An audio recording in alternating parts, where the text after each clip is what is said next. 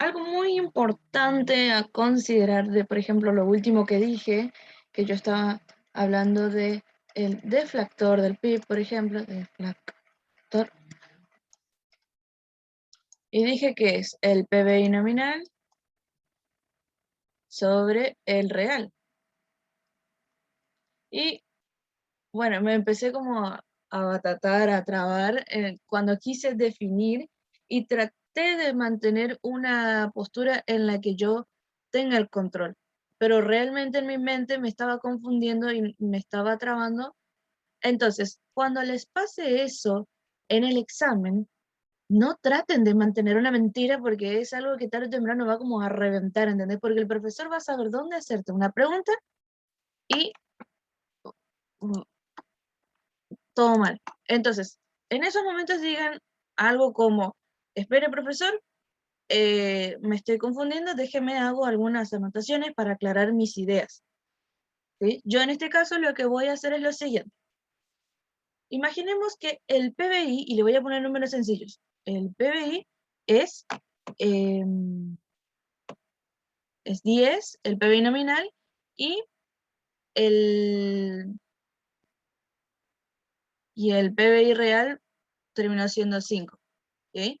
Imaginemos eso. Entonces, 10 dividido 5 me da 2. ¿Cuántas veces este PBI real se repite en el nominal? 2 veces. Significa que está inflado el doble de lo que muestra el resultado del PBI real. ¿Se entiende? Y con esa simple división le puse dos simples números y ya me ubiqué de nuevo cómo seguir defendiendo, ¿sí? Porque es algo que puede pasar. Te trastabillas, te tropezás, pero decirle al profesor, disculpe, profe, me estoy confundiendo, y tomarte unos segundos para pensar y no seguir sosteniendo una conversación o una explicación que en realidad no estás sabiendo cómo terminar. Eso salva vidas en los exámenes. Así que, por favor, si no saben algo, digan, perdón, nunca digan no sé en un examen. Solo, espere, profe, quiero ordenar mis ideas. Deme unos minutos, por favor. Bien, entonces, el deflactor del PIB es, fíjense, otra variable macroeconómica. Está la producción agregada en el punto 2 y después vienen las otras variables. Y ahí nos habla del deflactor, nos habla del desempleo, nos habla de la inflación, nos habla del IPC, que es el índice de precios del consumidor, que no es otra cosa que una canasta con los bienes eh, que normalmente consumen las personas en promedio. Entonces, midiendo cómo van variando los precios de estos bienes, de esta canasta, podemos decir si los precios, el nivel general de precios va aumentando o va disminuyendo. Y así decir si hay inflación, si hay deflación y, o si se mantiene constante el nivel general de precios. Y dirán, bueno, pero el deflactor del PIB también mide eso porque está midiendo qué tan inflado está el PBI nominal con respecto al real. Sí, es cierto, pero hay consideraciones que hay que tener en cuenta. Si bien tienen una tendencia de que varían en igual sentido, si este sube, entonces este también sube, y si este baja, este también baja. Entonces, ¿qué es lo que debemos decir? ¿Sí? Los dos indicadores se utilizan para medir la inflación o el nivel general de precios. La diferencia está en que el IPC considera la canasta de bienes consumidos, muy importante, consumidos, ¿de acuerdo? Y el deflactor del PIB considera los bienes producidos. Y ustedes dirán, bueno, pero ¿cuál es la diferencia? Y la diferencia está en que, por ejemplo, Argentina tiene una de las faunas marítimas más variables, es como, tiene un abanico de fauna marina a lo largo de todo su mar. Sin embargo, ¿qué comemos los argentinos? Comemos carne de vaca. O sea, no es que la gente se junte y dice, hey, vamos a juntarnos un domingo a comer sushi. No, dicen, vamos a comer un asado. Entonces, todo ese, todo ese pescado, que es un comercio muy importante, muy adinerado, se hacen la pesca, pero se vende en el exterior, por ejemplo. Entonces, toda esa actividad de pesca se considera en el deflactor del PIB, pero no en el IPC porque no es común que el argentino promedio consuma pescado o grandes cantidades de pescado. Entonces, esa es una gran diferencia, eso también podría ser un ejemplo que podrían usar. Y otra cosa es que el IPC considera bienes importados. ¿Por qué? Porque a veces solemos consumir bienes importados. Por ejemplo, si vos te vas a la góndola del supermercado y tenés el chocolate Islas Malvinas y el chocolate Nesquik, es muy probable que te compres el Nesquik, por ejemplo. Y el Nesquik no se produce acá, no viene de acá, digamos, es un bien importado. Entonces, eso por ese lado. Seguimos con lo que sería el déficit presupuestario. ¿Y qué es la palabra déficit? La palabra déficit implica que los gastos o los costos son superiores a los ingresos. Y este concepto de que se gasta más de lo que ingresa, es lo que se ve en cada uno de los distintos sectores. Tenés el déficit presupuestario del sector público, que eso, ahí interviene lo que sería el gasto del Estado, más las transferencias del Estado, menos los impuestos, ¿sí? Esto es lo que el Estado gasta, saca de su bolsillo y lo reparte en distintas áreas del país, y los impuestos es lo que ingresa como impuesto, como tributo. Y si hay un déficit presupuestario en el sector público, o si hay un déficit en el sector público, así nomás, es porque esto es mayor que lo que se recauda en impuestos. En el déficit externo, lo que estamos hablando es de las variables que intervienen externamente, que serían las exportaciones y las importaciones. Las importaciones, ahí, en el caso de que haya un déficit, las importaciones son superiores a las exportaciones. Y en el sector privado, y todo esto, fíjense, con las variables de la ecuación de la producción según el método del gasto, que es, es consumo más inversión, más gasto, más exportaciones, más importación. Ahí le quiero poner una M simple.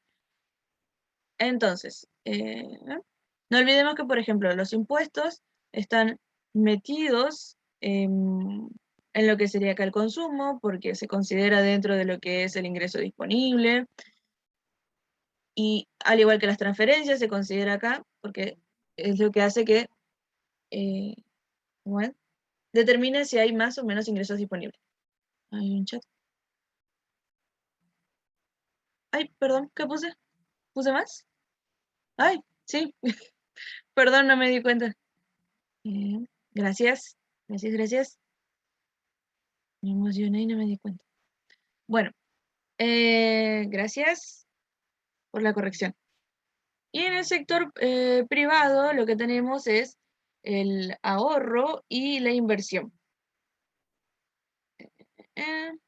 La inversión, el ahorro es lo que sale y la inversión es lo que entra. Y acá entra una duda, que es, ¿por qué el ahorro, si se supone que, por qué el ahorro se considera la parte del costo o del gasto, si se supone que es para exactamente lo contrario, para tener dinero en reserva y poder solventar algunos gastos en el futuro? Porque el ahorro es dinero que no se está destinando a producir. Que recuerden, todos los países están obsesionados con producir. Entonces, si yo guardo dinero bajo el colchón, es dinero que no estoy dedicando a producir. Cuando produzco, tengo más dinero en el país, tengo una mejor posición económica en el país, Entonces, eso se considera un costo para la economía. Y la inversión es ese dinero en el colchón, digo, bueno, lo voy a invertir en, no sé, acciones o en un plazo fijo o en algo. Entonces yo pongo el dinero en un banco y el banco presta ese dinero a alguien que lo está necesitando para poner un negocio, por ejemplo, y entonces ahí se está alentando a la producción. Entonces, esto sucedería en el caso de que haya un déficit privado. ¿Se entiende?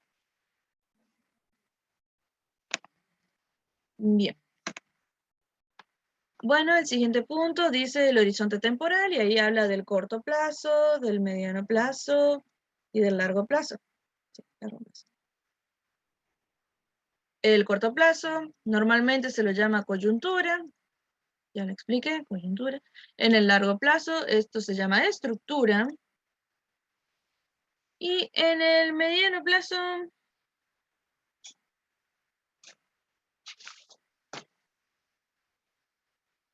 bueno, por lo general solo hacen énfasis en el corto y en el largo. Pero, ¿qué es lo que tenemos que considerar? ¿Se acuerdan que dije hoy que dependiendo del momento en el que estemos, del que estemos hablando de alguna macrovariable, va a ser la respuesta que se le va a dar? Y es por esto que voy a decir a continuación. Cuando estamos en el corto plazo, el tipo de medidas que se suelen tomar son enfocados en lo que sería la demanda. La demanda nos incluye a nosotros los consumidores porque somos los primeros en generar algún cambio o alguna reacción respecto de alguna política, ¿sí? Si, por ejemplo, la economía está estancada, hay recesión, entonces hay que hacer que circule primero el dinero. Al circular el dinero, progresivamente las distintas actividades se van a beneficiar del intercambio que hay. Me dan, por ejemplo, plata a mí, yo voy al kiosco, le compro leche. El kiosquero ahora tiene menos leche, así que va a tener que ir a hablar con el lechero y va a tener que decirle, che, necesito que me traigas, no sé, yogur. Y así el que se encarga de vender el yogur va a hablar con las fábricas que pasteurizan la leche y se encargan de hacer los productos lácteos y le dicen, che, necesito un cargamento de yogur. Y así sucesivamente, esa cadena de consumismo, de demanda, va a ir activando la economía en el corto plazo. Entonces, en el corto plazo, ¿qué es lo que eh, se reactiva primero? La demanda. Siempre se va a buscar la reactivación de la economía mediante la demanda. En el mediano plazo, desde el otro lado, se va a ver eh, que lo que responde o lo que hace que continúe esa actividad económica va a ser la oferta. ¿Por qué? Porque todo muy bien, en un principio el kiosquero va a tener yogur y la fábrica que produce yogures va a tener para mandarle camiones a ese kiosquero. Pero va a llegar un punto en el que si hay mucha demanda, y cada semana le está pidiendo un camión de yogur, después ya 2 camiones y así sucesivamente, los recursos y la capacidad que tenga esa empresa de yogures no va a dar abasto y va a depender entonces a mediano plazo de la oferta si va a poder responder y mantener esa actividad económica, ¿se entiende? Y en el largo plazo, lo que determina si esas medidas económicas que se tomaron en el corto y en el mediano plazo funcionen, va a ser la estructura que vendrían a ser las instituciones en las que se basa en, en la propia economía. Hablamos de estructura. ¿En qué se estructura? ¿En qué se basa una economía? Se basa en producir. Bien, para producir necesitas recursos. ¿Qué tipo de recursos? Bueno, están los recursos primarios, los secundarios. Tenemos también, necesitamos dinero, necesitamos capital, necesitamos un lugar para hacer esas actividades económicas. Bueno, que ahora es virtual, ¿no? Algunas se pueden hacer desde la computadora, pero por lo general, para producir bienes necesitas un lugar. Entonces, necesitas terrenos, edificios, fábricas. Y muy importante, necesitas el recurso humano, ¿sí? Porque puedes tener todo lo otro, dinero, recursos, infraestructura, lo que sea, pero no tener recursos humanos, personas que trabajen en esos lugares, con esos recursos. Entonces, necesitas también capacitar a tu gente, darle, para que alguien pueda estudiar, necesita estar bien alimentado, necesita dormir bien, necesita esto, necesita lo otro. Entonces ya también incluye la educación, incluye la calidad de vida, todo eso a largo plazo, ¿sí? Y es ahí donde entra lo que sería la estructura económica, que es la educación, que sería el gobierno, déjenme, ah, ah, ah, ujú. Acá dice, la estructura de una economía está definida por la participación que cada uno de los sectores de actividad económica tiene dentro de su composición productiva o producción agregada. Básicamente está hablando de cómo funcionan a grandes rasgos los agentes económicos dentro de las estructuras económicas o administrativas, si se quiere, de la economía. Va a depender del tipo de políticas que se tomen, el grado de sanidad, el grado de educación y todo eso a nivel macro, cosas que uno diría, pero eso no tiene nada que ver con la economía, pero de trasfondo, sí. Por eso es importante nunca dejar de invertir en ciertos sectores claves para que una vez que en el corto plazo la demanda haya activado la economía y que en el mediano plazo la oferta haya mantenido ese nivel de actividad económica, es importante que en el largo plazo eh, haya lugar para capacitar, haya lugar para vivir bien y así sucesivamente. Eh, bueno, y por último tenemos lo que serían para terminar la unidad 1, producto potencial y sistemas económicos. Bien, el producto potencial.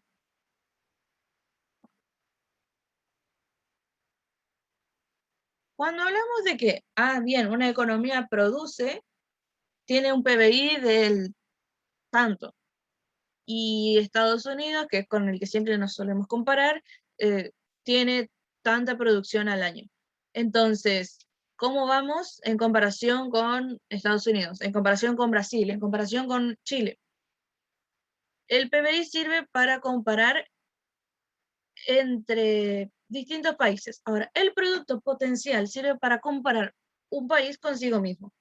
Es decir, cuánto estoy produciendo y cuánto podría producir si me organizara mejor. Es decir, cuánto estoy estudiando y cuánto podría realmente estudiar si me organizara mejor, ¿se entiende? Ese es el producto potencial, indica el máximo aprovechamiento de todos y cada uno de tus recursos.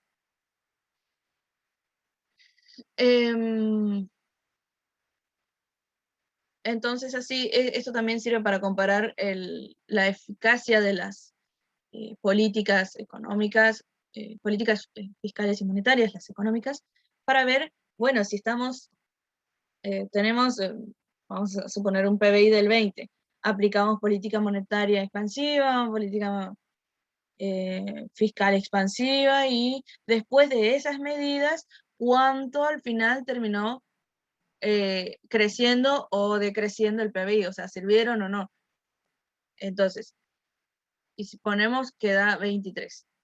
Significa que si mi potencial es 40, estoy, con estas medidas que tomé, estoy más cerca de mi potencial.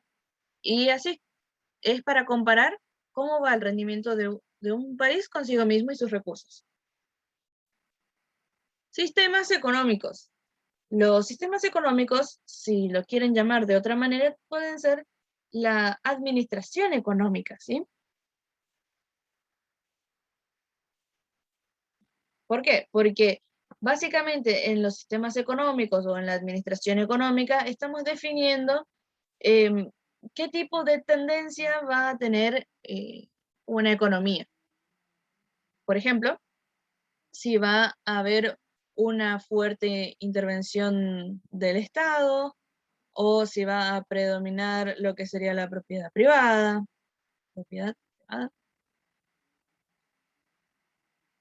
Y bueno, a lo largo de la materia vemos que los que defienden que haya una fuerte intervención del Estado vienen de la mano con los keynesianos, y los que vienen a favor de la propiedad privada están de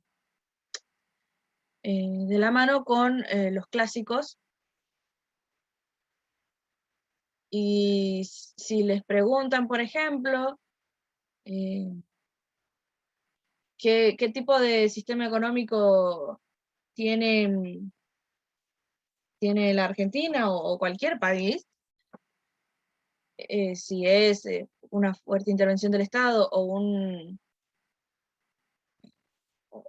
el otro, digamos, lo que tienen que decir es que es mixto, que hoy día que no hay países que realmente tengan un extremo o el otro, solo son como maneras de aislar un pensamiento para decir, bueno, este es uno y este es el otro, pero en la práctica, sí o sí, hay manejo de los dos tipos de sistemas.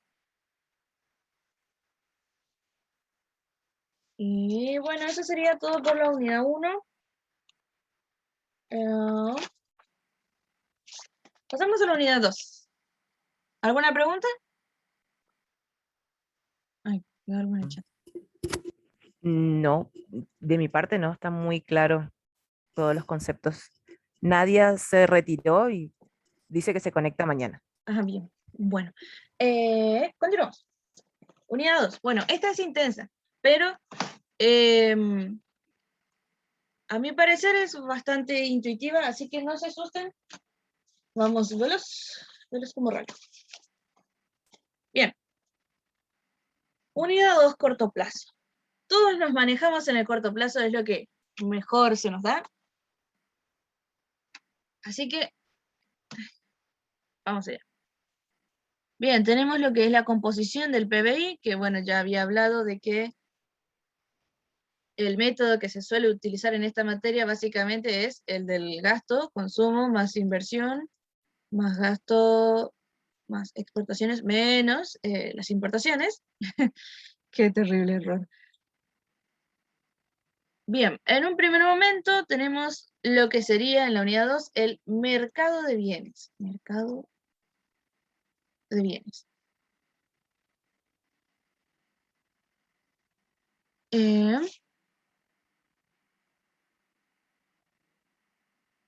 bien, como en el corto plazo, fíjense, en el corto plazo, ¿qué explican las variaciones en lo que sería el comportamiento de la economía o de la producción? La demanda, ¿se acuerdan? En el corto plazo se toman medidas que incentiven la demanda porque el, es lo que primero se puede reactivar en una economía o se puede incentivar. Entonces, fíjense, la demanda se llama, en esta parte de la unidad, la llamamos Z o ZZ. ¿Y con qué iguala la demanda? Fíjense, con ni más ni menos que el PBI. ¿Por qué? Porque esto también se puede llamar I. O sea, ven la relación, digamos, como en clase nos dicen ZZ es igual a I y ahí ya nos ponen que Z es igual a todo esto. Pero no razonamos que en la unidad 1 ya nos dijeron que como es corto plazo esta unidad 2, es obvio que todo se va a explicar mediante ¿qué? Mediante la demanda. No sé si se entiende la relación. Bien. Eh, entonces, ¿por qué? ¿Por qué se hace esta igualdad? Por lo mismo que acabo de decir. En el corto plazo, la demanda explica los comportamientos del el producto, el PBI o la actividad económica. Bien. Consumo, inversión, gasto. El consumo viene a ser el consumo privado. La inversión, bueno, es la inversión, el dinero que se busca invertir, se pone en la economía para que genere ingresos. El gasto es lo que sería el consumo público. Las exportaciones son todos esos bienes que se venden en el exterior a otro país o a otros países, y las importaciones son los bienes que se les compran a otros países.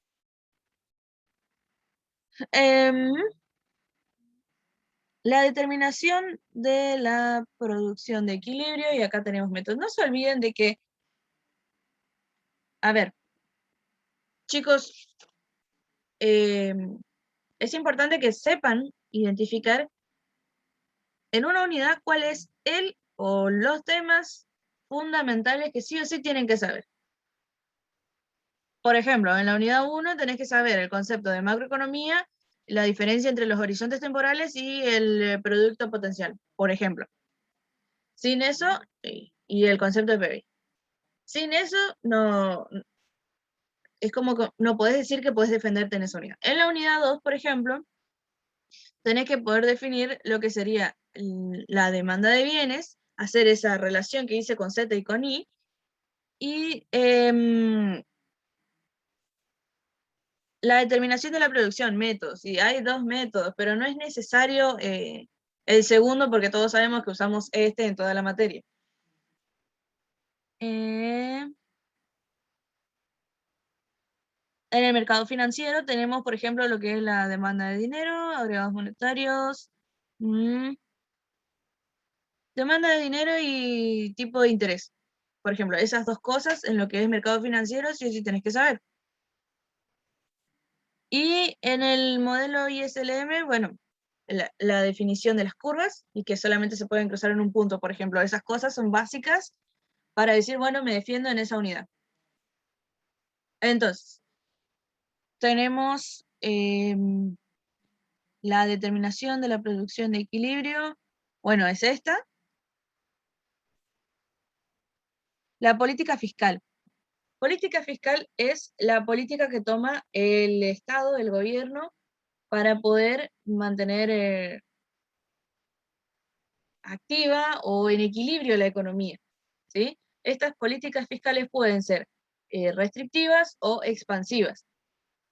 Y fijémonos que estamos hablando de corto plazo. ¿Expansivas de qué? ¿Qué va a expandir? La demanda. Restrictivas, ¿qué va a restringir? La demanda. ¿Por qué? Porque estamos en el corto plazo, hablando del mercado de bienes. Bueno, algún ejemplo de política fiscal restrictiva es que, por ejemplo,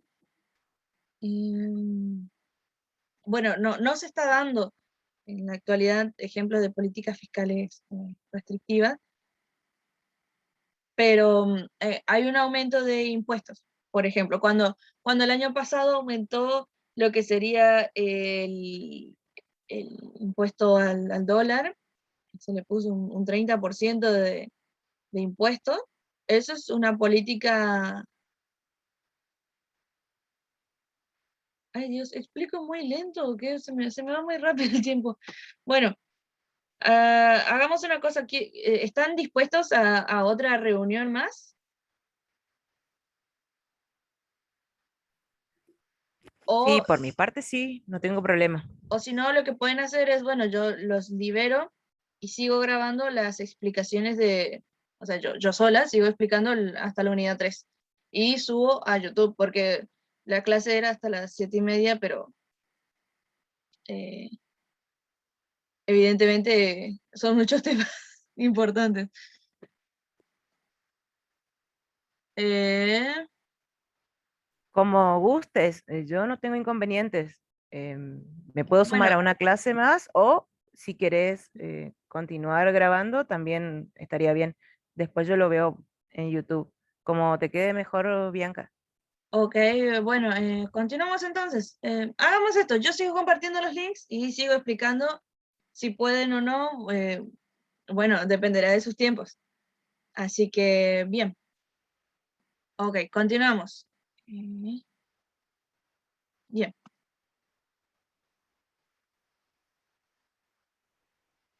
Ok, entonces tenemos ejemplo de política fiscal. ¿No? Tiene que ver siempre con lo que sea impuestos o algún tipo de subsidio. Por ejemplo, imaginemos que dicen hay que hacer recortes y se va a dejar de dar ¿cómo se llama este? No es pensión, sino recortan el progresar, por ejemplo. Dicen que no sé, imaginemos que 300.000 chicos cobran el progresar y vamos a reducir el cupo a 200.000 chicos que cobran el progresar. Eso es una política fiscal restrictiva porque está, mediante el gasto, está reduciendo la cantidad de dinero que desembolsa el gobierno. Y la expansiva sería todo lo contrario, que o amplíe el cupo o que aumente el monto que cobran actualmente esos 300.000 chicos en mi ejemplo. Eso es mediante el gasto y mediante los impuestos. Bueno, ahora, por ejemplo, salió que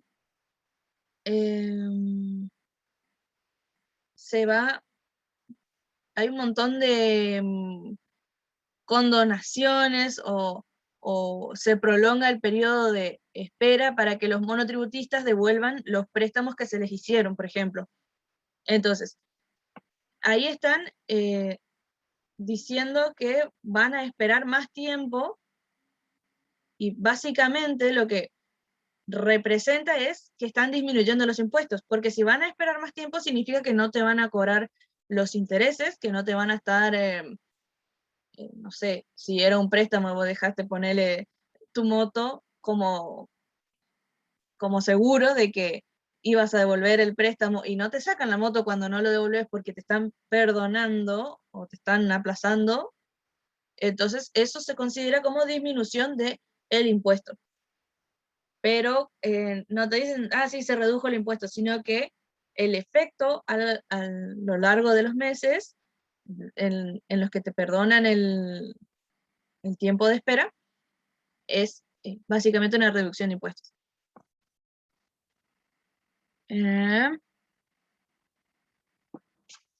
Bien.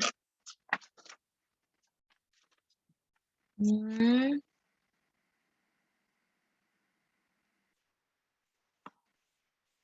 Bien, a ver, tenemos las filtraciones y los gastos compensatorios, que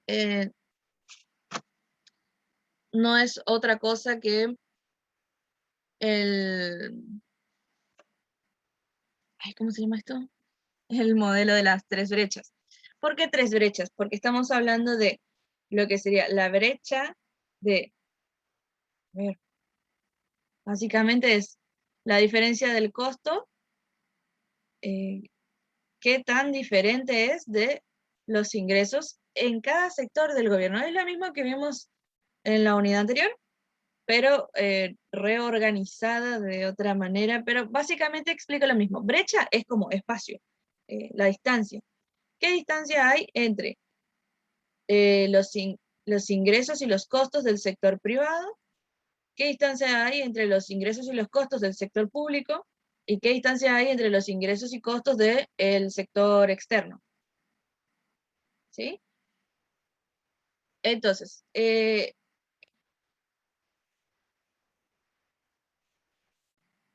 lo que tenemos que considerar en el modelo de las tres brechas es lo siguiente.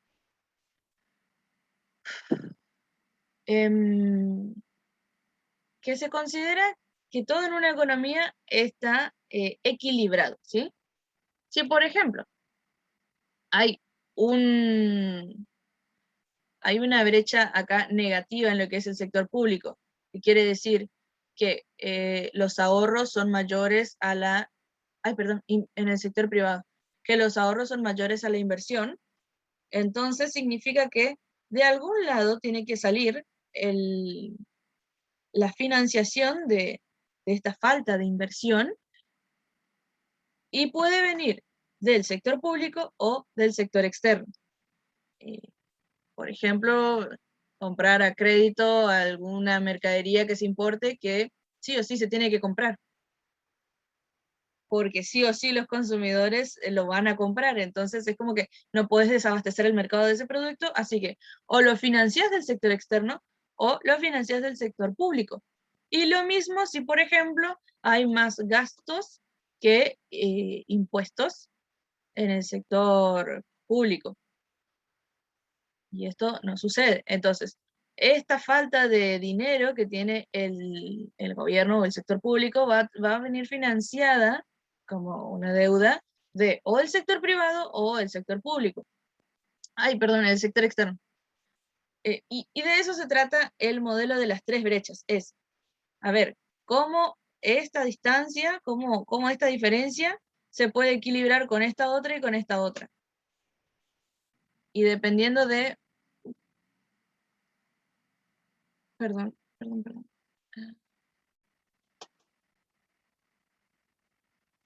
Y dependiendo de los signos, van a ser las compensaciones que se van a hacer. ¿Se entiende? Díganme que sí, porque es muy importante. Sí, se entiende, se entiende. Hay un par de comentarios ahí en el chat Ahí estoy donde leyendo. Transferencias. Ok, Débora, ¿por qué la pregunta de las transferencias? Porque me faltó acá en el gasto. Entonces la más grande diferencia vendría a ser que expansiva se expande el Estado, restrictiva disminuye. Exactamente, Mariano. Eh,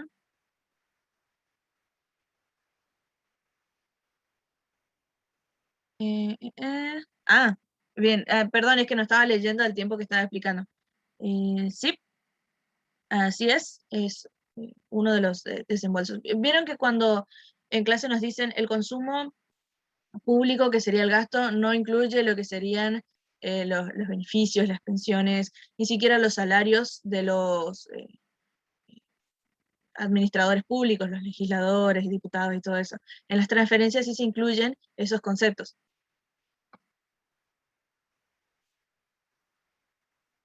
No, les comparto otro. Pasa que no sé cómo hacer que sea en el mismo link, por eso les comparto otro. Bien, con respecto, Mariano, entonces, con respecto a lo último. Bien, Débora, excelente. Imagina esto, ¿sí? Eh, a ver. Bueno, por las dudas y que no me dé el tiempo, corto acá y te explico de inmediato, ¿sí? Ahí ya comparto el siguiente link. Ya te explico, Mariano.